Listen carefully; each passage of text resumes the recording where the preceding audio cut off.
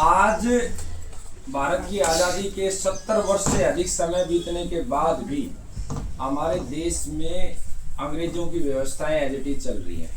हमारे 7,32,834 क्रांतिकारियों के सपन ये नहीं थे कि यहाँ से अंग्रेज चले जाएं। उनके सपन ये थे कि अंग्रेजों की जो कुव्यवस्था है, जिससे आम जनमानस प्रताड़ित हो रहा है, जिससे दुख हो रहा है, वो व्यवस्थाएं चली जाएं।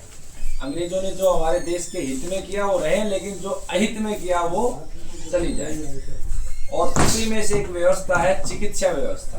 दुनिया में जितनी भी व्यवस्थाएं हुई चिकित्सा की, उनके सबके माता पिता आयुर्वेद है।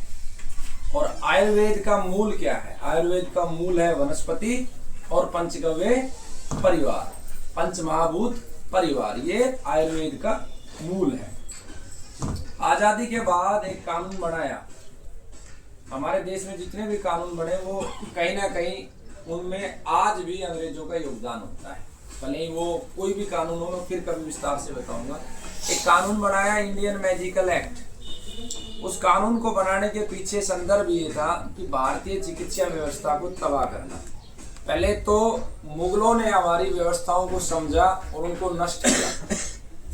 मुगल कम बुद्धिमान थे, चतुर नहीं थे मुगल, लेकिन जो बाकी लोग थे, बाकी इन द सेंस जो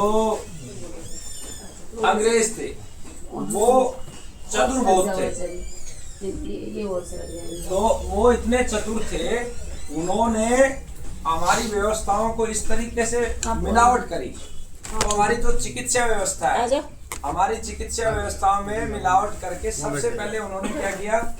सबसे पहले उन्होंने ये किया कि जो हमारे मूल ग्रंथ थे, उन मूल ग्रंथों में जो तत्काल प्रभाव से चीजें होती थी, जैसे आयुर्वेद में तत्काल प्रभाव से परिणाम लेके आती थी, जो हमारे, जिसे हम सोमरस बोलते हैं, ऐसी औषधियां जो हमारे नर्वस सिस्टम पे काम करती है, जैसे भांग हो गई, उनको एक नकारात्मक ऊर्जा की दृष्टि से फैलाया गया कि वो अच्छी नहीं है, भांग है। मैं ये कह रही हूँ कि यहाँ पे मैं भी तो उनको एक नकारात्मक दृष्टि से फैलाया गया। तो एक तरफ उनको बैन कर दिया गया है ना, दूसरी तरफ क्या किया गया? दूसरी तरफ उस व्यवस्था को यहाँ करना चाह रहे हैं।